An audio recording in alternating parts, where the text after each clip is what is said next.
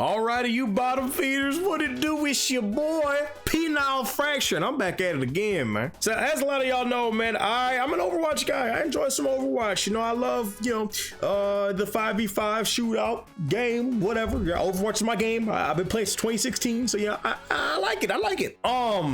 But the rampant disrespect of Blizzard towards its player base, I can't take it anymore.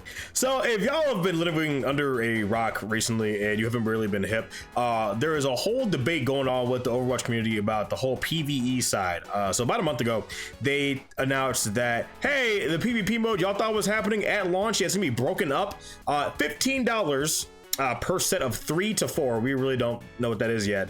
And the skill trees and all that, it's gone forever. So that PvE mode you thought you were getting, yeah, it's being minimalized. Now understandably, a lot of people, including myself, were upset at this. We thought that, we thought we were getting something else totally, because we were pretty much sold a totally different idea. So in 2019, Overwatch 1 was dead. It was completely dead. Overwatch 1 was a contentless drought for months because of Overwatch 2's development. Literally, like, all I'm talking about is they had some skins here and there and recycled events. So people were literally playing Lucio Ball for like years at this point with nothing new. All you were playing was Lucio Ball and Junkenstein's Revenge, and that was pretty much like around like peak player base. Now granted, the highest player counts would come around the winter time and probably around summer, I would say, but besides that, the player counts were like dead in the water because there's no new content being brought out but skins and cosmetics. Like, as soon as they announced that Overwatch 2's development will be taking up the majority of Blizzard's time,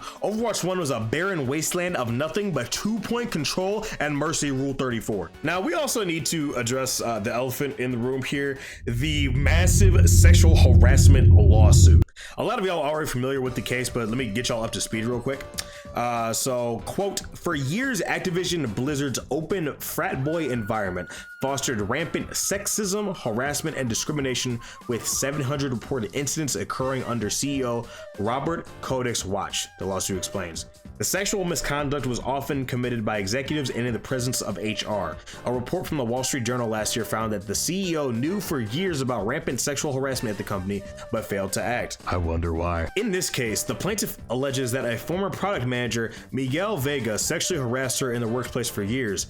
She says that he non-consensually groped and tried to kiss her at work, verbally abused her, and insinuated that if she gave in to his sexual advantage, she would get a raise. Allegedly, this employee was terminated 10 days after this case was opened up, but it's kind of up in the air if this is true at all. We got another quote here talking about the sexual harassment lawsuit. It's also claimed that refrigerators needed to be padlocked because other employees would use them to keep beer in and even steal breast milk. What a timeline I live in, man. I'm glad to be on this floating rock. Listen, at that point, like, if you're that desperate enough to get some breast milk, you just gotta ask, bro. Like, literally, you could just, like, I'm sure you could go up to like a breastfeeding mother and be like, yo, I'll give you $40, just taste that shit right now. And it would be less weird than stealing it. Like, it's gonna be weird regardless, but still. Anyway, but yeah, Blizzard was apparently a horrible place for women to work out, apparently, and there was a multi-day strike, I believe. I think it lasted a couple of weeks even.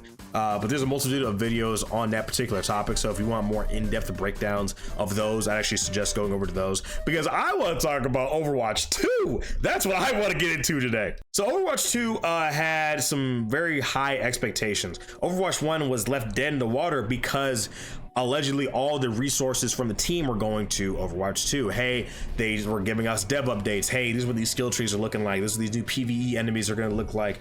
We got night and day cycles, weather effects, all this different stuff. Overwatch 2 had a lot of promise on launch. And to say they underdelivered is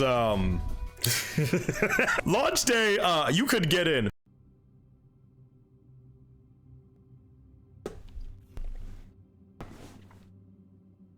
Are you fucking kidding me? Bro, it is launch day! Give me a pushing 5v5 was pretty much it on launch, with maybe a couple new maps and a couple day or night cycles. Barely. I actually can't even call them cycles because it's just night, day, whatever. And yeah, those weather effects you thought were happening, yeah, those don't exist. Sorry. And honestly, besides being extremely underwhelming at launch, we gotta talk about the rampant monetization of this game, dude. Now granted, was Overwatch 1 perfect when it came to monetization? Absolutely not. But almost everyone can agree that the loot box mechanic was way better than whatever the fuck this shit is. Because loot box mechanic, I would say, was better only because you would buy, you know, a set of 5, and you were gonna walk away with something pretty good with the loot boxes, unless you're, you know, one of the players that you played for so many hours that you just buy however many loot boxes you want with your player coins, but you still had the opportunity to get loot boxes for free if you played. Yeah, now, that's gone. It's all gone. I knew that the souvenirs were going to be bullshit as soon as I saw them, cause nobody uses them. Charms, sure, right? But no, hell no. All these souvenirs is a way to scrape more money out of the bottom of your wallet to buy a $20 skin set. It's bullshit. Look, at a certain point, they just stopped caring and they just started $20 flat for a skin and an emblem. Like, what the balance changes are absolutely abysmal as well. Even with this last patch that we had recently, man, they had Cassidy and May get buffed to hell because of CC that they wanted to improve on in the game. Literally, you make tanks not want to play the game, and you want Genji players to commit suicide. I don't know what they're going for. Never mind the fact that even Ashe got a nerf from a buff she got in 2019 as well. It was just weird shit. Also, these events are kind of ass as well. Like, Quest Watch is just so low effort. It's not even funny. Encounter you have in Quest Watch, there's just one voiced line, and that's it. The rest are like random grunts that I'm sure they've had sitting in the files for years at this point. The new Defeat the Demon Lord, it was apparently like a community made thing by somebody, and like I thought there's gonna be a new area and all this stuff. No. It's just a recycled arena map. So yeah, no, good luck. Even Star Watch was just kind of ass, man. I mean, like, I mostly played on attack and it was not fun at all. I'm sure on defense it was a little better, but it didn't really feel like it was worth all the hype and the hubbubaloo. Like, people were waiting on the PvP, man. The PvE, excuse me. A lot of people were just waiting on the PvE. They wanted what they were promised, man. And yeah, besides the fact that it was supposed to launch with the game, which it didn't, people were already like, well, you know, if it's getting delayed, you know, we want to be good, so take your time, Blizzard, it's okay. It just didn't happen. So yeah, man, yeah, pretty short, but yeah, Blizzard, they stopped caring. They don't really care, and they're gonna keep going. Actually, funny enough, there was an interview that Emong did with one of the game developers, and strangely enough, you really can't find that interview anywhere. It's not on Emong's channel. Only reason I even saw it was because of Flats. It's like on his channel, but it's really weird, man. Like, I feel bad for the employees at Blizzard because they know people hate them, right? Like, they know people just like hate this dog shit ass company, and it's not their fault. It's the higher ups, right? Like, I know the devs for the most part are just trying their best to just make the game, and with all these changing deadlines and all this other shit.